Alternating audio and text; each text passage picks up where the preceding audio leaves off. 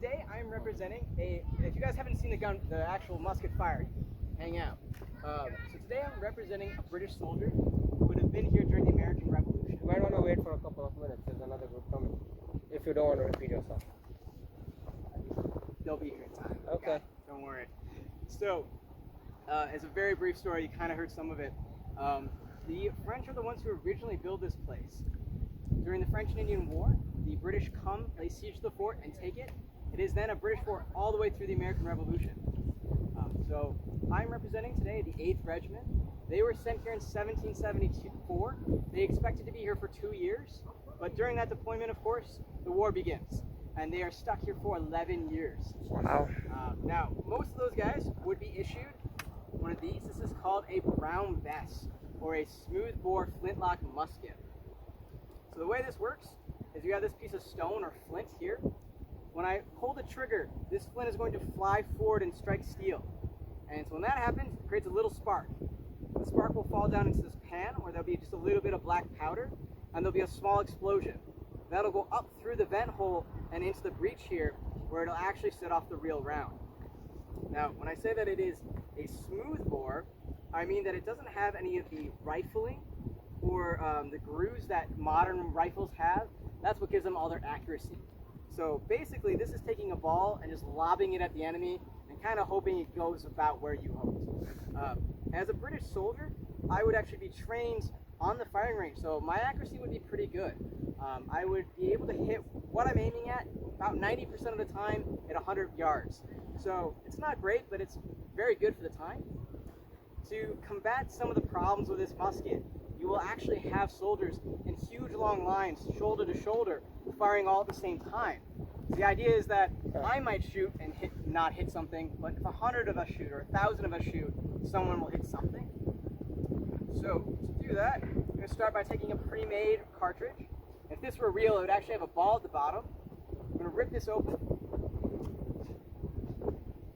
pour a little bit of that priming charge in here, cover that up so it doesn't fall out, pour the rest of the bullet down and the piece of paper. I'm going to ram all this down so it's nice and compacted in the breech. And then obviously return this so I have it for next time.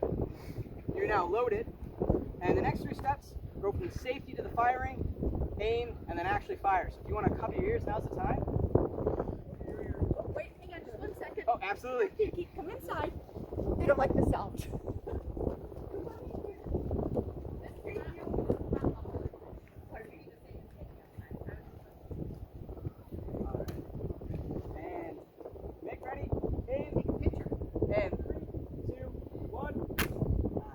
So what happens is, if you're firing a lot, your flint will get dull, and it won't spark. So what you'll do is something called napping the flint, which is where you try to create more surface area and hope that it will actually spark.